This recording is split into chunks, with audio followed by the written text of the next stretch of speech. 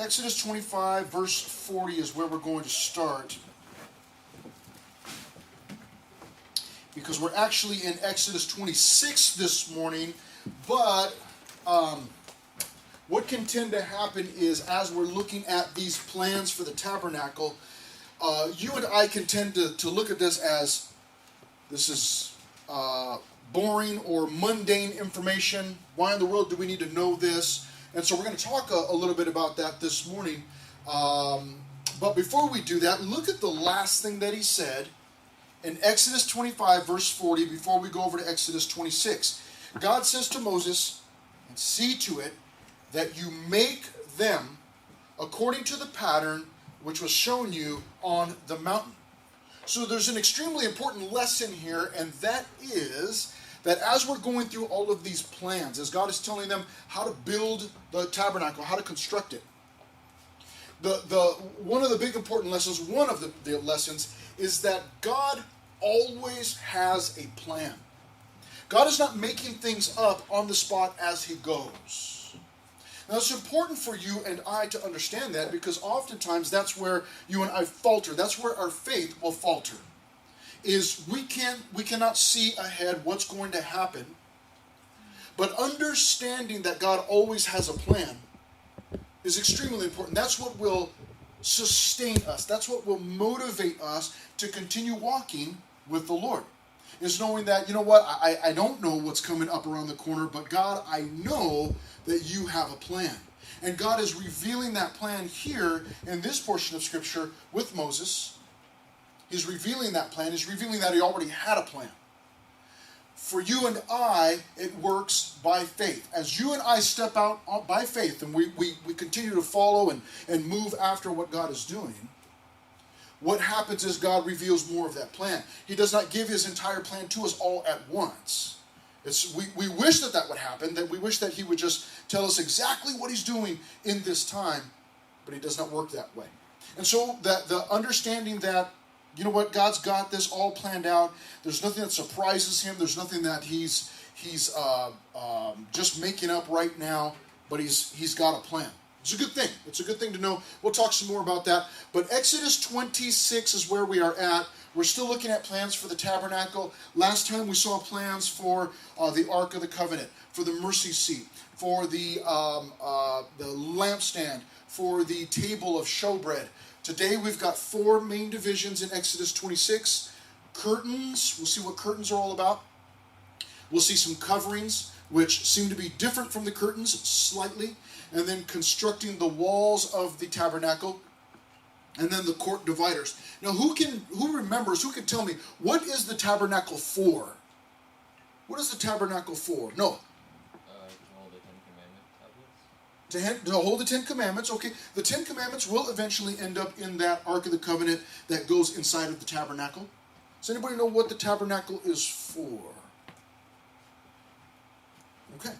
The tabernacle, what God is, the plans that he's giving to Moses for the people to build, it is a tent of meeting. So God wants to meet with his people, and he's having Moses build this tabernacle, this tent of meeting, so that they have a place to go to meet with him. So it's a place of meeting. Now, let's go ahead and move on here, see what he's got planned. Verses 1 through 13, we see curtains. Moreover, you shall make the tabernacle with 10 curtains of fine woven linen. So what do we learn there? We learn that these curtains actually make up the tabernacle itself. Now we'll find out in a few minutes that they don't actually make up the walls. However, they do hang over. We'll see all of that. Moreover, verse 1, you shall make the tabernacle with 10 curtains of fine woven linen, and blue, purple, and scarlet thread. With artistic designs of cherubim you shall weave them. The length of each curtain shall be 28 cubits. Does anybody remember what a cubit is? Anybody remember what a cubit is? What is it? Yes. What, like your elbow to your hand? Yeah, it's about, they believe that it was about 18 inches, basically from your elbow to your hand, somewhere in there, unless you have short little Mexican arms like I do, little pterodactyl arms, you know? Or not pterodactyl, what is it? Tyrannosaurus? Tyrannosaurus Rex, yes. So the length of each curtain shall be 28 cubits, and the width of each curtain 4 cubits. And every one of the curtains shall have the same measurement, so it'll be uniform. 5 curtains shall be coupled to one another, and the other 5 curtains shall be coupled to one another. Okay, so you got a group of 5 and a group of 5. The 5 are attached. These 5 are attached. And you shall make loops of blue yarn on the edge of the curtain, on the selvage of one set. And likewise you shall do on the outer edge of the other curtain of the second set. 50 loops you shall make in the one curtain, and 50 loops you shall make on the edge of the curtain that is on the end of the second set. I'm sure you're all tracking along. It's being played out perfectly in your mind. At the end of verse 5, that the loops may be clasped to one another.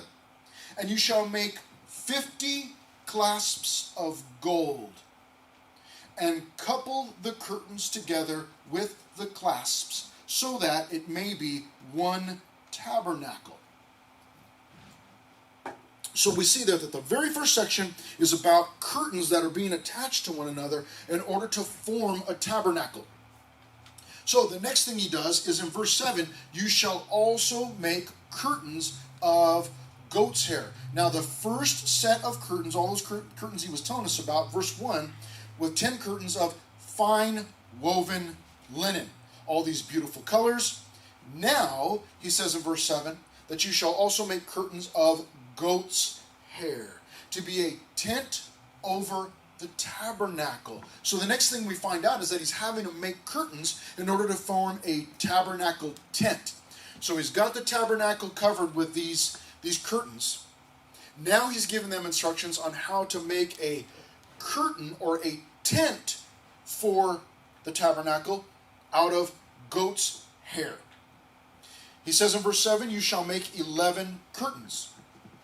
The length of each curtain shall be 30 cubits, and the width of each curtain 4 cubits. And the 11 curtains shall all have the same measurements. And you shall couple 5 curtains by themselves, and 6 curtains by themselves. And you shall double over the 6th curtain at the forefront of the tent. You shall make 50 loops on the edge of the curtain that is outermost in one set, and 50 loops on the edge of the curtain of the second set. And you shall make 50 bronze clasps. Remember, the first ones had gold clasps, now bronze. Put the clasps into the loops and couple the tent together, that it may be one. The remnant that remains of the curtains of the tent, the half curtain that remains, shall hang over the back of the tabernacle, and a cubit on one side and a cubit on the other side of what remains of the length of the curtains of the tent shall hang over the sides of the tabernacle, on this side and on that side, to cover it. Now, let's go into our second main division. Hey, not that. Let's go. We'll come back to that. Curtains. So we have the tabernacle tent. Let's look at the coverings real quickly. The reason I skipped over that video is because the video is going to show this next section also. We'll watch it all together. Verse 14. You shall also make a covering of ram skins dyed red. So we have gold, we've got purple, we've got bronze, all these beautiful colors. Now we've got these ram skins dyed red, and they're going to make a covering of ram skins, excuse me, dyed red for the tent, and a covering of badger skins above that. So ram skins and badger skins. So the coverings obviously. And thou shalt make boards from the top. Go back. Let's go back before I confuse myself. So right now we're going to see a video about the curtains and these coverings. You're going to notice that the translation that he's reading is slightly different. There's nothing wrong with that. It's just slightly different. Let's go back. There we go.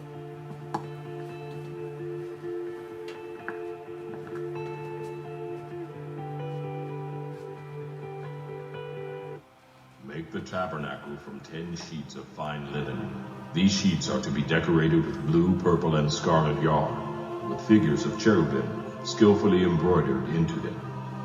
Each sheet must be 42 feet long and 6 feet wide.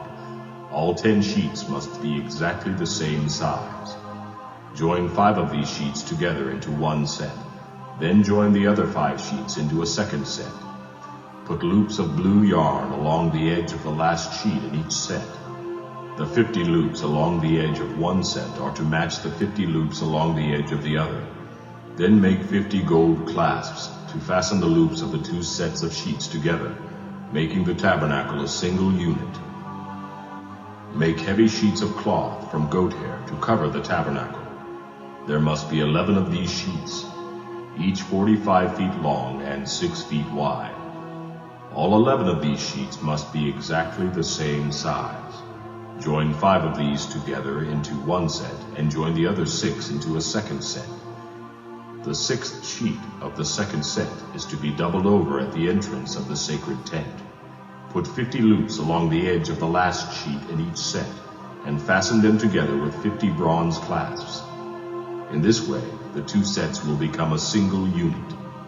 An extra half sheet of this roof covering will be left to hang over the back of the tabernacle, and the covering will hang down an extra 18 inches on each side. On top of these coverings, place a layer of tanned ram skins, and over them put a layer of fine goatskin leather.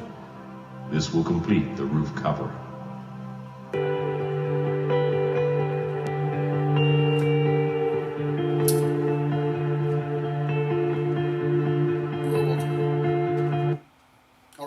Let's see if I can not confuse myself. We got the tabernacle, so we saw the tabernacle itself, and then we saw the tabernacle tent. Now, probably in that video, you saw that there were some walls. It's like, well, it looks like walls, so it's not just a tent. So we'll get to the walls in just a moment.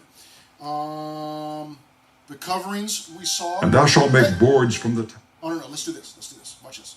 And thou shalt make. Right there. Just in case you're taking notes, we'll go back to that video again. I've got myself all mixed up. Not a big deal. But the coverings at the end were to be skins over those different curtains. Okay, so a couple of different things. First of all, what did we learn from the video? We learned from the video that we need updated videos.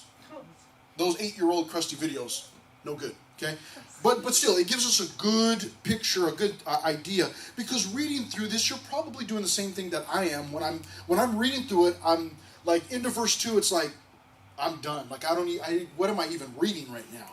And so then I have to look for a video and find. It's like, oh, okay, that makes sense now. But all these different coverings, and then the skins, all these different layers. Something that you need to know is like, why would God have them making a tent?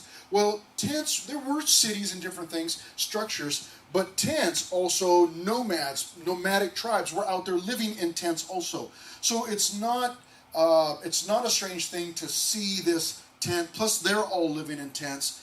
God's living in a tent, so to speak. You know, it's not that he's living or trapped in the tabernacle, but that's the meeting place. Okay, let's move on, and then we'll come back to that next video.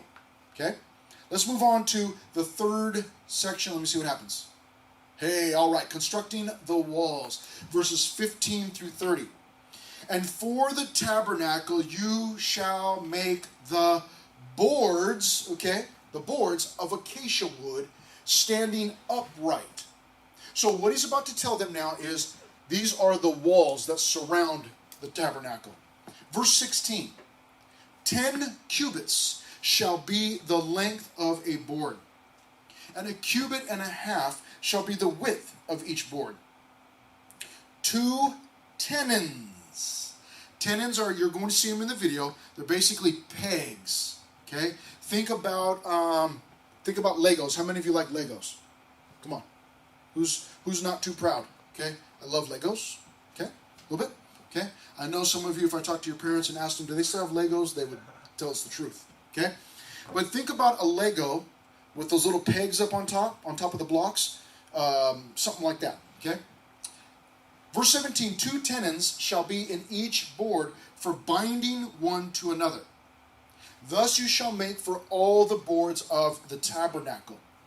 And you shall make the boards for the tabernacle 20 boards for the south side. You shall make 40 sockets of silver under the 20 boards. 2 sockets under each of the boards for its 2 tenons. And for the second side of the tabernacle, the north side, there shall be 20 boards. And there 40 sockets of silver, 2 sockets under each of the boards. For the far side of the tabernacle, westward, you shall make 6 boards. And you shall also make 2 boards for the 2 back corners of the tabernacle. They shall be coupled together at the bottom, and they shall be coupled together at the top by 1 ring. Thus it shall be for both of them. They shall be for the 2 corners. So there shall be 8 boards with their sockets of silver, 16 sockets, 2 sockets under each of the boards. Not confusing whatsoever. 26, verse 26. And you shall make bars. So the first thing that we saw was, in constructing the walls, they had to have boards. The next thing we find out is that they had to have bars. Verse 26, and you shall make bars of acacia wood. 5 for the boards on one side of the tabernacle. 5 bars for the boards on the other side of the tabernacle.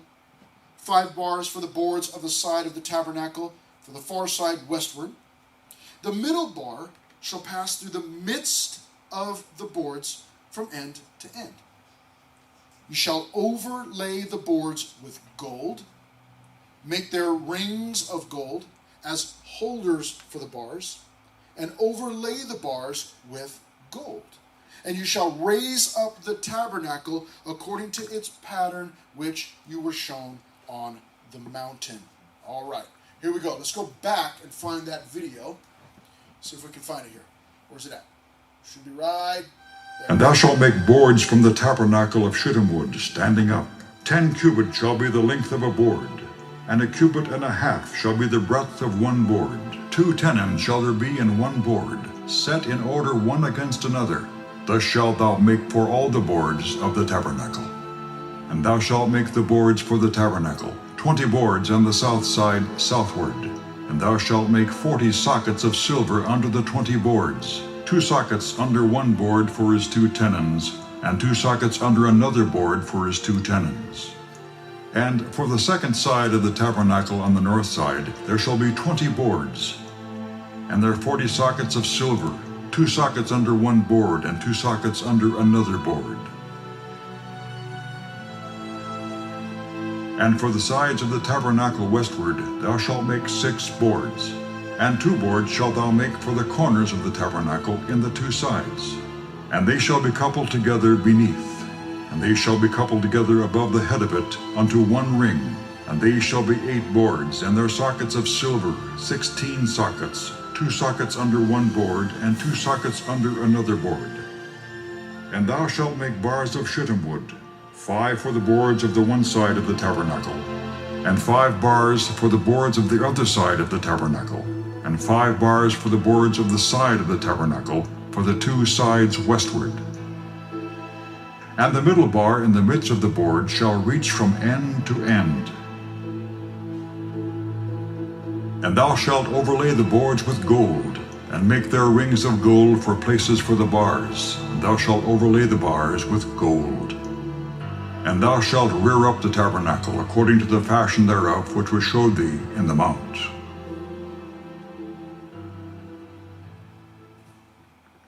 All right, so there, that last shot gave you a general idea of what it was supposed to look like when it was all finished. Let's go ahead and let me see if I can get myself situated here. After the covering, constructing the walls, the boards, the bars. Now we'll look at court dividers. Court dividers, verse 31. You shall make a veil.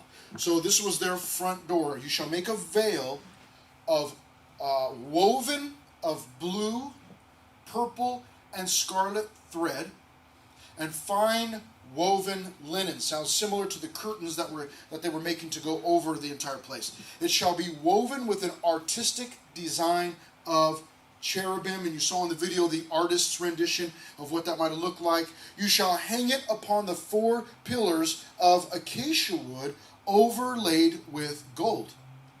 Their hooks shall be gold, upon 4 sockets of silver. And you shall hang the veil from the clasps. Then you shall bring the ark of the testimony in there behind the veil. So that's where the court dividers. Okay, so you saw the tent. It's kind of this rectangle tent. It's like a shoebox shape.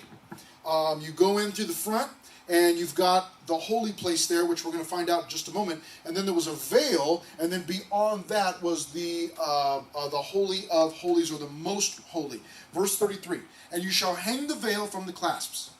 Then you shall bring the ark of the testimony in there behind the veil. So there, that ark of the testimony that they were to make, they were to bring that into that solitary room back there by itself.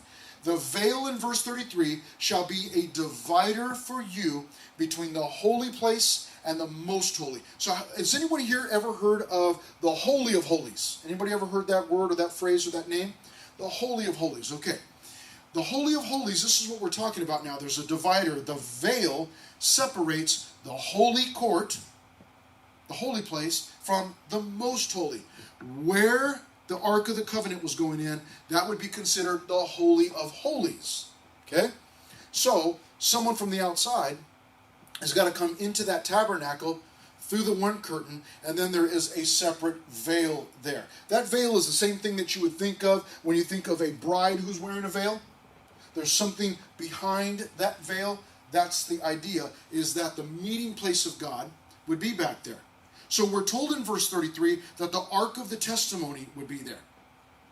Verse 34, you shall put the mercy seat upon the ark of the testimony in the most holy place. The ark of the testimony and the mercy seat was where God said, I'm going to meet with you from there.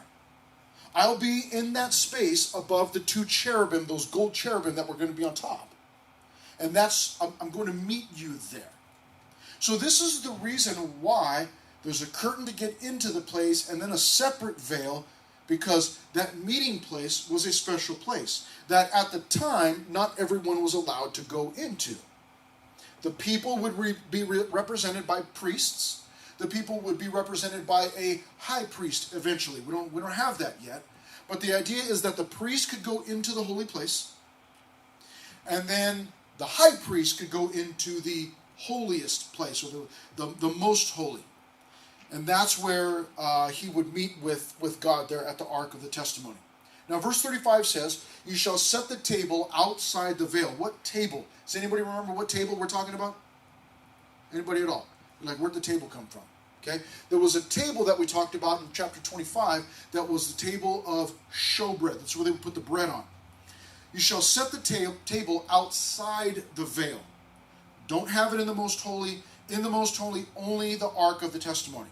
So verse 35, you shall set the table outside the veil, and the lampstand across from the table on the side of the tabernacle toward the south. And you shall put the table on the north side. So if we had those items here, the lampstand would be on this side of our room, because that would be facing south, if this were the tabernacle. And on this side would be the lampstand, the golden lampstand. So in verse 35, you shall put the table on the north side. I just mixed you up. Lampstand on that side, table on this side. Okay? Now in verse 36, he says this, you shall make a screen for the door of the tabernacle, woven of blue, purple, and scarlet thread, and fine woven linen. Let me get you some subpoints on here. We've got the veil that we already talked about. Now he's telling them how to go back. No! Where's it at? Right there, screen door. Now he's telling them how to make the screen door, verse 36. You shall make a screen door for the door of the tabernacle. So this is the entrance in to the whole place. Woven of blue, purple, and scarlet thread, and fine woven linen made by a weaver. And you shall make for the screen 5 pillars of acacia wood, and overlay them with gold. Their hooks shall be gold, and you shall cast 5 sockets of bronze for them. We've got gold, we've got silver, we've got bronze, we've got all these beautiful colors. Let's go back and find out what these things look like. Let's see, where was that at? Boom. One more. Right there.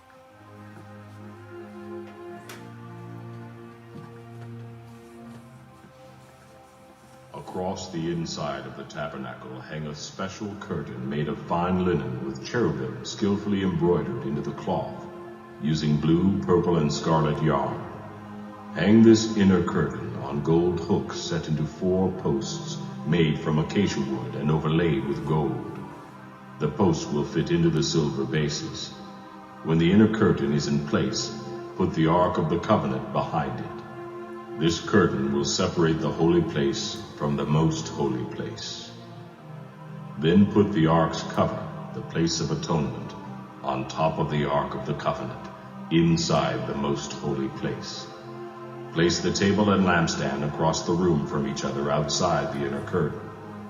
The lampstand must be placed on the south side, and the table must be set toward the north. Make another curtain from fine linen for the entrance of the sacred tent, and embroider exquisite designs into it, using blue, purple, and scarlet yarn. Hang this curtain on gold hooks set into 5 posts made from acacia wood and overlaid with gold. The post will fit into 5 bronze bases. All right, so there you got an idea of what the veil looked like, what the screen door looked like. Now, let me ask you some questions before we finish. Okay? Follow with me, please. Verse 1. Moreover, you shall make the tabernacle with 10 curtains of fine woven linen, blue, purple, scarlet thread, with artistic designs of cherubim, you shall weave them.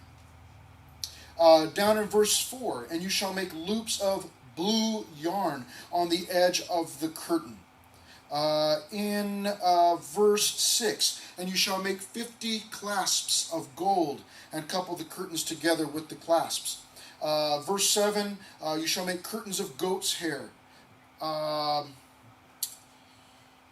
Verse 11, you shall make 50 bronze clasps. Put the clasps into their loops. And then we get into the construction of the walls. These acacia boards. Look at verse 19. You shall make 40 sockets of silver under the 20 boards. So here's the question. The question is, we've got fine woven linen for the curtains.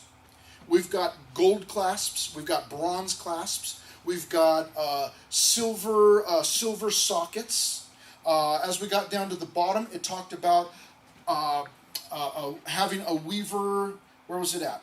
Verse 36, you shall make a screen door for the door of the tabernacle, a screen for the door of the tabernacle, woven, there it is again, of blue, purple, scarlet thread, fine woven linen, made by a weaver. So all of these incredible things that they were to make.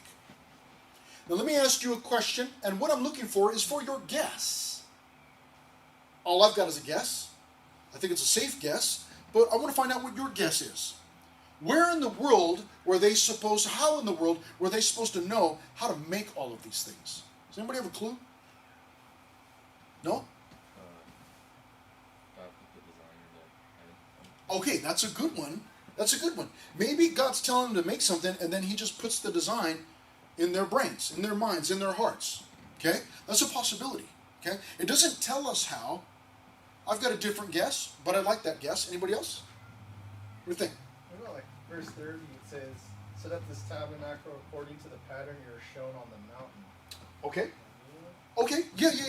Yeah. So it certainly is a pattern. You're absolutely right. There's a pattern there that they were to follow, and they would have an idea of what it looked like. Okay? But how about actually making a gold clasp, or a bronze clasp, or silver sockets? How did they know how to make all of that stuff that God is telling them to make? Anybody? Cole, what do you think? They might have done all that stuff in Egypt. Okay. So that would be my guess. Again, we're not told here as of yet. But my guess is, and here's the problem. The problem is I've watched movies about like the Ten Commandments. And all that they show is the slaves in Egypt, the Israelites, building structures. They're moving large bricks. They're having to make their own bricks. And you kind of get this idea like, you know what, maybe the slaves in Egypt, they're just making these brick buildings. But I want you to stop and think about what you know about the Egyptians, about their artwork, their hieroglyphics, and how detailed they were. And probably, and this is my guess, along with Cole, my guess is that while the Egyptians were forcing them to work, the Egyptians probably wanted quality work. Like, give us some detail. Don't just make me a plain coat or garment, but I want you to weave it, and I want you to put some designs in there. And so it's very possible, my guess would be, that they learned much of this while they were slaves in Egypt. Now, what is the point with all of this? Some of us don't even like history, so it's like, who even cares about history? I love history, but here's a bigger point than just history. The point is this, that there are times in your life and in my life when we feel trapped. We feel like, you know what, I'm not hearing from God. Nothing's really moving or budging. Like, I'm praying, but I don't think that God's hearing. And I'm not really sure what's going on. And we can very easily get bogged down in the mundane. Like, I'm just going day by day, living from moment to moment, day by day, and it feels like I'm just like on this conveyor belt. You know, I get up, I do my schooling, or I do my work, or whatever I'm doing, and then I come home and I do this, and then at night I go to bed, and then I wake up, and I'm just doing the same thing over and over and over and over and over again. And where is God? And the pastor at church keeps telling me that God's got a calling for my life. Well, what is it? Because I'm not seeing it. I'm not hearing it. And I've been to the camps, and I've spent the late nights, and I've prayed, and I've sat in worship, and I've cried and called out to the Lord, and He's not answering me. And I want you to think about hundreds of years. For hundreds of years, these Israelites were stuck in Egypt. And probably had those same concerns. Where is God? Why is He allowing us to suffer? Why won't He answer? Why won't He send help? Why won't He rescue us? And the entire time, God, as we found out at the very beginning of our study, already had a plan. He already had it all planned out. But the other thing is that probably, if in fact they did learn all of these crafts, all of this artistry in Egypt, probably what was going on is while they felt like they were just stuck there serving the Egyptians and building things for the Egyptians, the entire time God was prepping them for something so much bigger, something so much more important. And yet you and I oftentimes, when we feel like we're stuck, that's when the complaining starts. That's when we stop seeking God and we start complaining. And I would venture to say that many of us are wasting time. That if you feel like you're in a place right now where, man, I'm just stuck, I'm not really going anywhere, not really doing anything, no doubt, I won't even say probably, I'll go even beyond that. No doubt, God is using the time to produce in you something that He is going to use for a greater purpose later on down the road. It may be 2 hours later, maybe 2 weeks, 2 years, maybe 10 years down the road.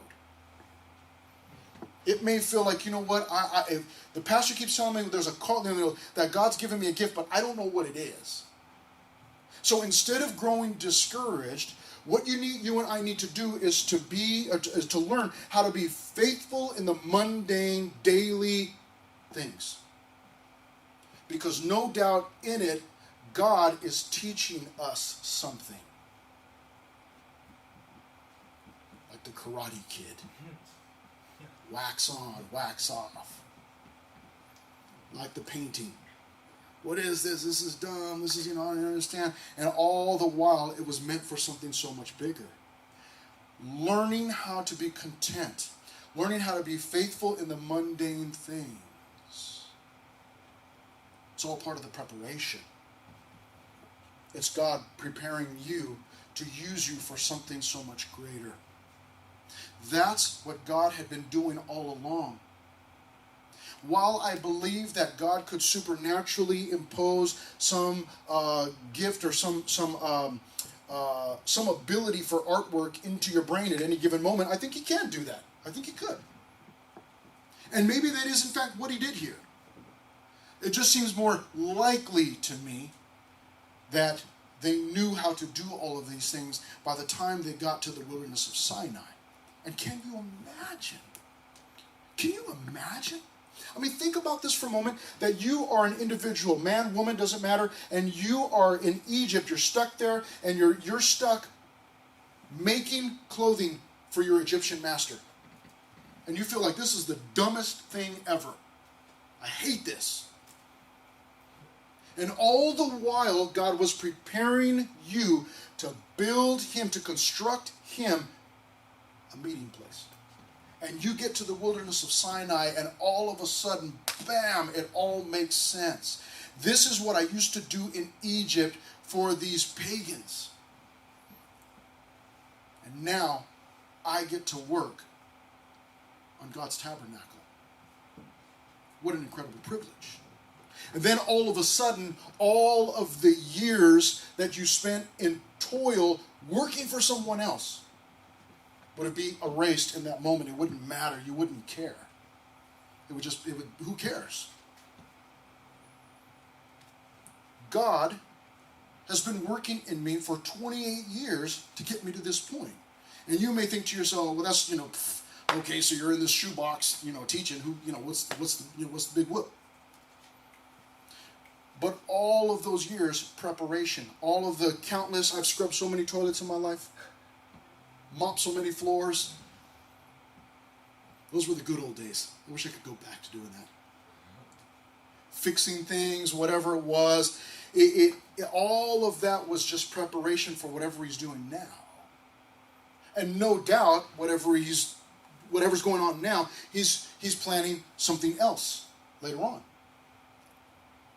So, I know it gets discouraging. You feel like, man, I'm not going anywhere, not doing anything.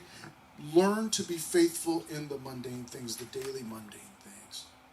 No doubt God is teaching you some skill. Now, let me ask you one more question. Why were these things, the curtains that you saw in the video, curtains were clasped together. Boards that were put together had to have a bar through them to hold them together. Sockets. Did you notice that nothing was permanent? Nothing was permanent. Everything was movable. Why is that? Does anybody know why? What do you think? So they could travel with the tent. Yeah, so they could travel. It was not a permanent edifice, a permanent building. They dwelt in tents. God lived in that tent. And when they moved, they all moved together. Now remember, we read it last time. Hebrews, the book of Hebrews says that, I'm going to go back, actually look it up because I chopped it all up. But Christ, in Hebrews 9:11, but Christ came as high priest of the good things to come, with the greater and more perfect tabernacle, not made with hands, that is, not of this creation. So in Exodus, or rather in Hebrews, we're told that Jesus was the better and greater tabernacle. So we're learning about the tabernacle, about this tent of meeting. And then we remember Jesus. And the fact that Jesus came, and that in Jesus, you and I met God. That's the meeting place. No man can come unto the Father except through Jesus. That's what Jesus said. So Jesus has become our meeting tent, the better and greater meeting tent. And we meet God in Jesus. Remember that Jesus came in a tent. It was that human body that he had. He was born into flesh. It was a meeting place, simply a meeting place, not permanent. It was temporary. What did he do? He came here, he grew up in that tent, that body, and then eventually he died. You and I meet Jesus, or meet God in that tent. Our tent now is Jesus. We don't have to have this kind of place where we all go to. You know, I can only travel there once a year or once every 5 years and meet with God. Now we're meeting with God everywhere that we go, anytime that we want. It could be on the way to the car in a few minutes. It could be on the way to school tomorrow. I guess you are getting ready to go back to school, some of you. Or maybe to practice, you can meet with him there. Or right before that test. Oh God, I'm seeking you now, meeting with you now. Have mercy on me. I didn't study. We now have the opportunity of not having one place that we can go to meet. But we can meet with Jesus. We can meet with God through Jesus at any time.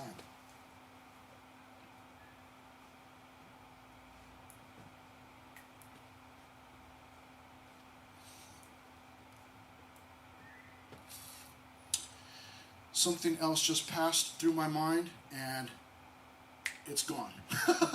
Came in one ear, and it's gone. Something else I was going to mention was... here's the last question. Why is God so specific? Anybody want to take a guess as to why God is so specific? Yes? Because we are really dumb, yeah. It's probably a very good reason. Actually, we'll go right off of that. Yes, it's because we are dumb. Does anybody else have anything to add to that, or maybe a different guess? Why would God be so specific? Well, let me ask you this. Okay. Do you think that it is because God is just so darn picky? Maybe it's because he's a micromanager. You know micromanagers. Hey, do me a favor, I need you to paint that wall. Except do it this way. No, you're doing it wrong. Fix it. Do it this way. Micromanager? Is that why? Why is God so specific? You're taking the easy route out because you know I'm going to tell you. I'm not telling you. Let's pray. Just kidding. He's specific because when we come to God, we must come to God on his terms. You cannot make up your own way. I cannot make up my own way to God. It must be as he has designed it. And you and I, we come to God through Jesus.